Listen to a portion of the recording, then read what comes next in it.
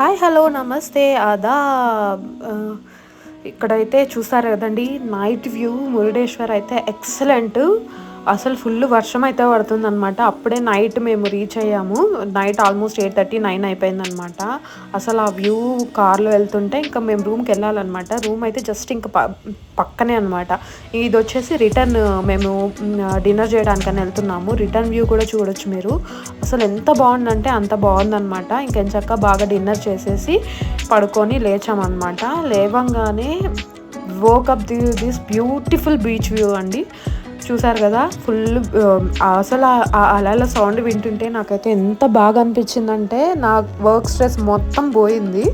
హ్యాపీగా ఎంజాయ్ చేయాలని అయితే అనిపించింది. ఇక్కడ నుంచి చూస్తే అక్కడ మనకు మురుడేశ్వర్ టెంపుల్ కూడా కనిపిస్తుంది.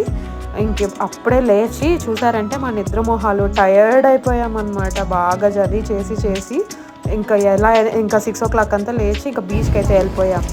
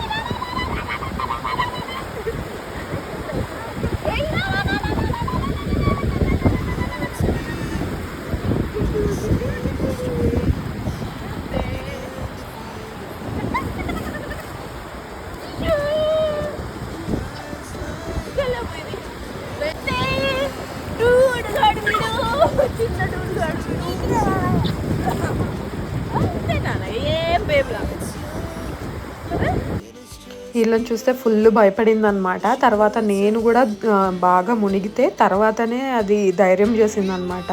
కానీ this is my one of the best memory అండి. పాపతో ఫస్ట్ టైం బీచ్కి వచ్చామన్నమాట. బీచ్లో మంచిగా ఆడుకున్నాము. చాలా బాగా ఎంజాయ్ చేసింది. ఒక టైంలో ఇంకా ఆమె ఎంజాయ్ చేయడం స్టార్ట్ చేసింది. ఇప్పుడు శాండ్ అనుకుంటా ఆడుకుంటా ఉన్నింది. నాకైతే చాలా బాగా అనిపించింది. ది పర్ఫెక్ట్ వెకేషన్ ఫీల్ అయితే వచ్చిందనమాట. మాకు బాగా నీళ్ళల్లో ఎంజాయ్ చేసాము. ధృతికి ఎలా అయినా సరే ఆ భయం పోగొట్టాలి అని చెప్పేసి నీళ్ళంటే భయం పోయింది.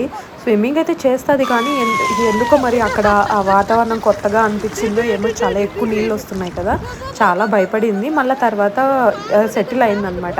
మళ్ళీ వెళ్దామా అంటుంది. మీరు చూసారంటే నా బ్యాక్ సైడే టెంపుల్ కూడా ఉంది, చూసారా. సో అంత దగ్గరగా తీసుకున్నాం అనమాట మేమైతే రూము. సో దట్ యాక్చువల్గా అయితే ఇక్కడ మురుడేశ్వర్లో చాలా రైడ్స్ అయితే ఉంటాయండి.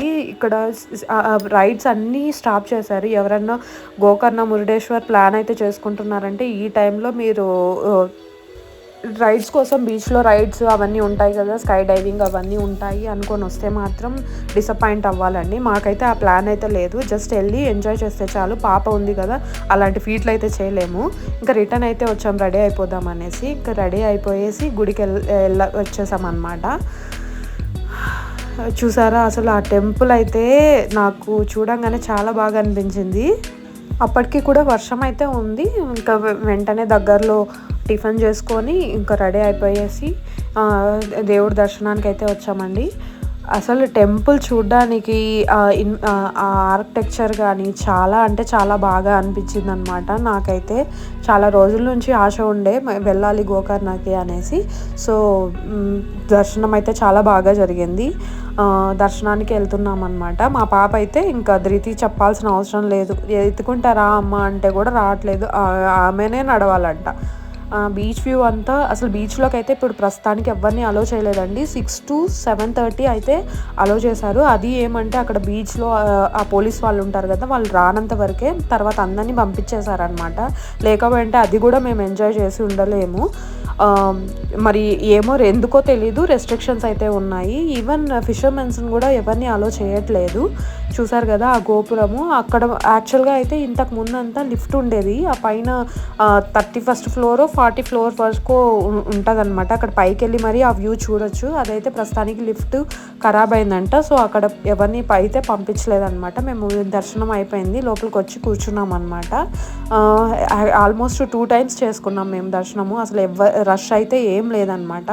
హ్యాపీగా, ప్రశాంతంగా, పీస్ఫుల్గా, డివైనిటీతో హ్యాపీగా మేము బాగా దర్శనం అయితే చేసుకున్నాము. మా ధృతి పాప కూడా బాగా ఎంజాయ్ చేసిందనమాట. ఇంకా అక్కడ ఉండే దేవుళ్ళు అంతా, అక్కడ చిన్న చిన్న టెంపుల్స్ కూడా ఉన్నాయండి. ఆ టెంపుల్స్ కూడా అంటే చిన్న చిన్న దేవుళ్ళు, ఆంజనేయ స్వామి, రాముడు, అలా అందరివి చిన్న చిన్న గుళ్ళు అయితే ఉన్నాయన్నమాట ఆ ఆలయ ప్రాంగణంలోనే.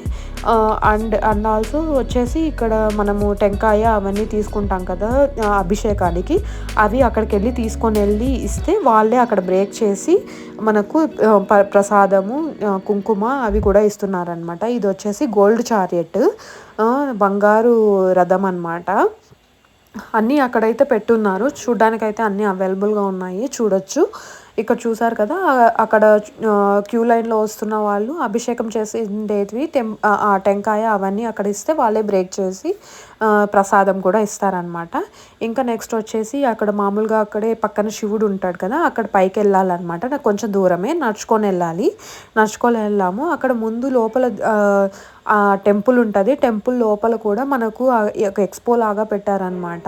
అసలు ఆ గోకర్ణ మహత్వం ఏమిటి అనేది ఇక్కడ చూసారంటే ఆ విగ్రహాలతో పాటు వెనకల నుంచి ఆ సౌండ్ కూడా వాళ్ళు ఎలా ఏంటి అనేది కన్నడలో చెప్పారు. నాకైతే అంత అర్థమైతే అవ్వలేదు.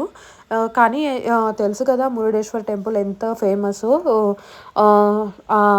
శివుడిని చూడడానికి ఆ శివుడు అక్కడ ఎలా వచ్చాడు ఏంటి అనేది ఆ డైటీస్తో అంతా అక్కడ చూపించారనమాట. అసలు ఆ విగ్రహాలు అవన్నీ అయితే మాత్రం చూడడానికి చాలా చక్కగా ఉన్నాయి. విజువల్ రిప్రజెంటేషన్ ఆ డైటీస్తో పెట్టారు, చాలా బాగునింది. దానికి వాళ్ళు ఎంతో 50 rupees ఎంతో టికెట్ ఛార్జ్ చేశారనమాట. బట్ వర్త్ అండి. మనకు పిల్లలకి, మనము కొంచెం ఏజ్ ఉన్న పిల్లలకి అయితే మనం స్టోరీ కూడా ఎక్స్ప్లెయిన్ చేస్తే వాళ్ళు బాగా అర్థం చేసుకుంటారనమాట. ఇక్కడ చూసారంటే చాలా చాలా బాగుంది ఇది.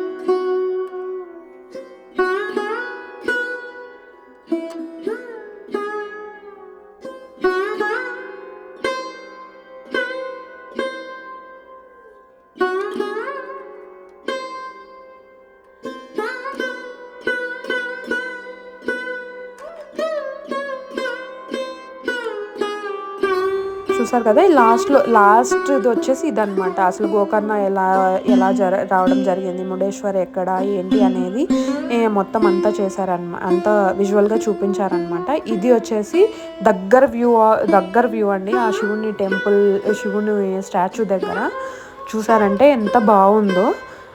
మనకు ఇక్కడ ఫొటోస్ తీయడానికి కూడా వాళ్ళు ఉంటారనమాట, ఫొటోస్ తీసుకునే వాళ్ళు. సో ఇదండి ఇంతటితో వ్లాగ్.